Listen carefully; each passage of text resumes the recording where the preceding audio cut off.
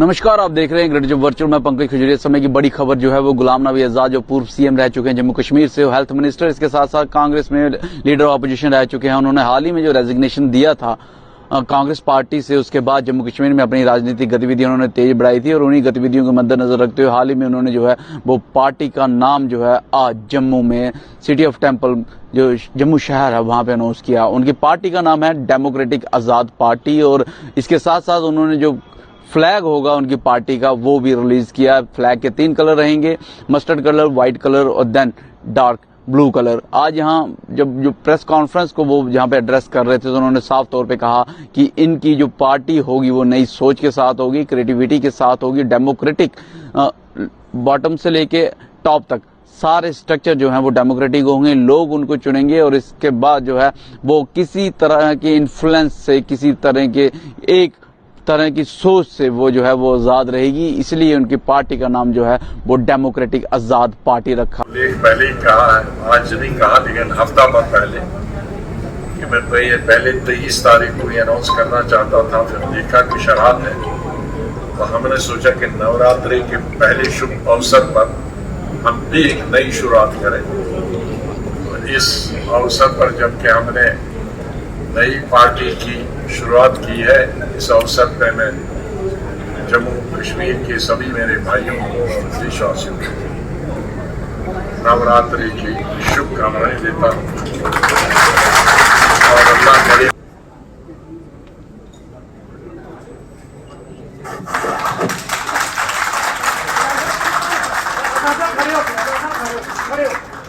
ये सब खड़े होंगे तो नहीं सारे नहीं तो ठीक है ना फिर सब खड़े होंगे तो पिछड़े वालों को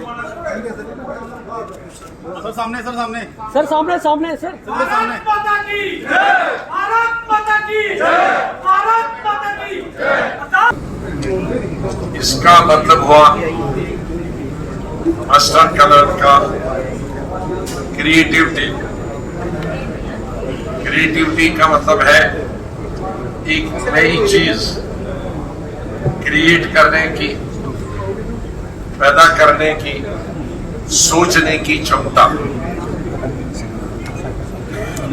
इसका दूसरा मतलब ये है डाइवर्सिटी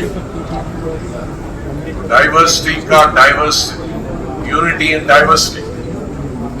हमारा पूरा भारत देश और उसके अंदर जम्मू कश्मीर डाइवर्सिटी से भरा हुआ, चाहे धर्म की बात लें, जातियों की बात लें, भाषा की बात लें, खाने पीने की बात लें, पहाड़ और मैदान की बात लें, चीजें पैदा करने की बात लें, तो ये एक डाइवर्सिटी है। व्हाइट का मतलब हुआ जो बीच में है शांति, अमन। तो हम गांधी जी को मानने वाले हैं, शांति और अमन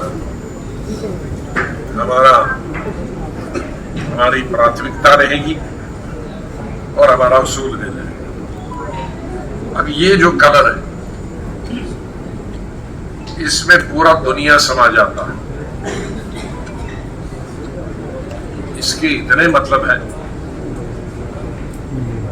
ये डार्क ब्लू का ये समंदर की गहराई से लेकर आसमान की ऊंचाई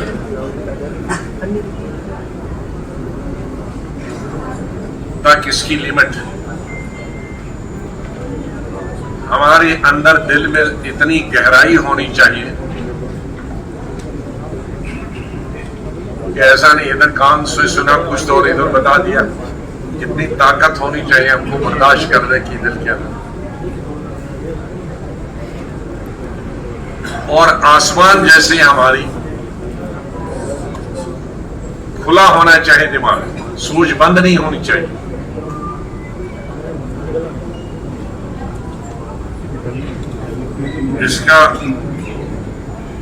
इसके साथ साथ जो दूसरे मतलब है ओपन स्पेस। डेमोक्रेटिक आज़ाद पार्टी नई पार्टी जो है आज गुलाम नबी आज़ाद जो पूर्व सीएम रह चुके हैं जम्मू कश्मीर से और हेल्थ मिनिस्टर रह चुके हैं पूरे भारतवर्ष में और अपोजिशन लीडर जो हैं वो रह चुके हैं कांग्रेस पार्टी से, उन्होंने जम्मू कश्मीर में अनाउंस किया और मेरे साथ इस समय उनके समर्थक हैं। डेमोक्रेटिक आज़ाद पार्टी अनाउंस होने के बाद काफ़ी उत्साहित दिख रहे हैं और जम्मू कश्मीर की सियासत में एक नया मोड़ जो है वो इस समय आ रखा है। क्या कुछ समझते हैं डेमोक्रेटिक आज़ाद पार्टी के आने से? उनके समर्थक उनसे जानने की कोशिश करेंगे। मैम, सबसे पहले आपको और आपकी पार्टी को नई पार्टी अनाउंस होने पे बहुत सारी शुभकामनाएं। मैं अपनी तरफ से आप सबको और पूरे जम्मू कश्मीर को बहुत बहुत मुबारकबाद दूंगी। जिस चीज़ का बेसब्री से इंतज़ार था पूरे जम्मू कश्मीर को, आज वो सस्पेंस क्लियर हो गया और डेमोक्रेटिक आज़ाद पार्टी जो आज़ाद साहब की पार्टी है, आज उन्होंने अपना नाम। आपने कहा कि बेसब्री से इंतजार था, हर कोई ये जानना चाह रहा था कि आज़ाद साहब आखिरकार कहाँ जाएंगे, भारतीय जनता पार्टी में, किसी और पार्टी में, या अपनी पार्टी होगी तो कौन सी होगी। तो आज उन्होंने अल्टीमेटली एक पार्टी को अनाउंस किया। इस पार्टी में जब अनाउंस कर रहे थे उन्होंने कहा कि 50% जो आरक्षण है वो युवाओं को, महिलाओं को होगा। उसको किस तरीके से देखते हैं आप? देखिए, आज़ाद साहब का विजन बहुत ब्रॉड है और उनका विजन और फोकस इस चीज़ पे है, अगर मैं यूथ आगे हम लाएंगे, यूथ में एक पैशन है काम करने का। आज का यूथ हमारा एडुकेटेड है और वो चाहते हैं कि हमारी जम्मू कश्मीर की बेहतरी के लिए काम हो। जब एक एडुकेटेड दिमाग आएगा आगे, ये नहीं है जो पहले दिमाग थे वो काम नहीं करते थे, बट एक नए विजन, एक नई सोच, जैसे आजकल के जम्मू कश्मीर के हालात हैं, उन हालातों को कंट्रोल करने के लिए, ग्राउंड पे काम करने के लिए अगर यूथ उस पैशन के साथ आएगा, कहीं ना कहीं जम्मू कश्मीर की बेहतरी हमें दिखती है। यूथ पैशन के साथ आएगा, और लेकिन यहाँ पे हमेशा चर्चा का विषय रहा है कि यूथ अनएम्प्लॉयड है। और महिलाओं की बात करूँ तो 370 और 35 से जो एब्रोगेट हुआ, आज़ाद साहब ने बहरहाल उसका जो है पार्लियामेंट में तो विरोध किया था एब्रोगेशन का, लेकिन वो भी कहीं ना कहीं कहा गया कि वुमेन डिस्क्रिमिनेटरी था। हालांकि अभी एब्रोगेशन हो गया है, तो अभी इस सारी चीज़ों को कैसे आगे लेके जा सकते हैं डेमोक्रेटिक आज़ाद पार्टी? देखिए, आज़ाद साहब का विजन ही यही है कि वुमेन को एम्पावर करना। उन्होंने पहले ही अपने वर्ड्स में क्लियर किया कि मेरा ज़्यादा फोकस रहेगा कि वुमेन को रिजर्वेशन देनी, और हमें लगता है कि जो आज़ाद साहब के वर्ड हैं वो उन पे खरा उतरेंगे। उनको, उनके जो माइंड सेटअप है वो बहुत एक पिन कहते हैं ना, पॉइंट के साथ वो चलते हैं और वो एक नेशनल लीडर हैं। उन्होंने अपना जो पॉलिटिकल कैरियर है वो बहुत ट्रांसपेरेंसी के साथ दिया है और एक बहुत बखूबी उन्होंने निभाया है, और जो उनका टेन्योर था वो आज तक हिस्टोरिकल माना जाता है। सवाल जब मैंने किया सेंटिमेंट बेस्ड इलेक्शन एजेंडा रहेगा या डेवलपमेंट, तो उन्होंने कहा डेवलपमेंट बेस्ड रहेगा। तो किस तरीके से देखते हैं अभी डेवलपमेंट भी जो है जम्मू कश्मीर में? भारतीय जनता पार्टी कहती है सबसे ज़्यादा हमने करवाई है, कश्मीर सेंट्रिक पार्टी कहती हैं डेवलपमेंट में हम भी पीछे नहीं रहे हैं। हालांकि आज़ाद साहब खुद जो 2.5 साल का टेन्योर था, डिस्ट्रिक्ट्स दिए, हॉस्पिटल्स दिए, तो अभी आने वाले समय में अगर आज़ाद साहब को किस तरीके से ग्राउंड लेवल पे इस डेवलपमेंट को लेके जाएंगे, इसका कोई रोड मैप?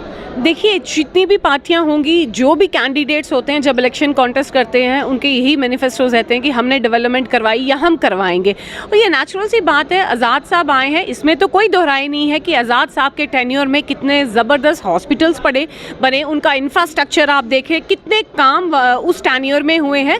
तो वो जो डेवलपमेंट का कंसेप्ट है, मेरे को लगता है उसी को लेके इलेक्शन में कॉन्टेस्ट किया जाएगा। कितनी उम्मीद है कि आने वाले समय में आज़ाद साहब जो हैं यहाँ पे सरकार बना सकते हैं? ये उम्मीद पे नहीं होता, ये जनता फैसला करेगी और आप बखूबी देख सकेंगे जब जनता अपना फैसला देगी। देखिए, आप इससे अंदाज़ा लगा सकते हैं कि इस पार्टी का मकसद क्या है। डेमोक्रेटिक मतलब कि लोकतांत्रिक, और आज़ाद का मतलब कि स्वतंत्र। और पार्टी तो आपको पता है देश में पार्टियाँ कितनी हैं, तो एक नई ऐसी पार्टी जिसकी सोच स्वतंत्र और आज़ाद है और कोई भी इसमें भेदभाव किसी प्रकार का नहीं होगा।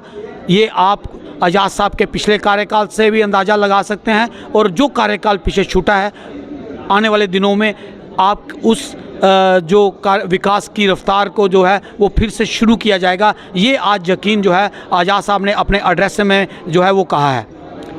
जहाँ तक सवाल है युवाओं का, तो आज़ाद साहब की स्टेज से आप इसका अंदाज़ा लगा सकते हैं कि आज युवाओं की तादाद कितनी ज़्यादा थी। सीनियर्स से ज़्यादा हमारे साथ युवा थे।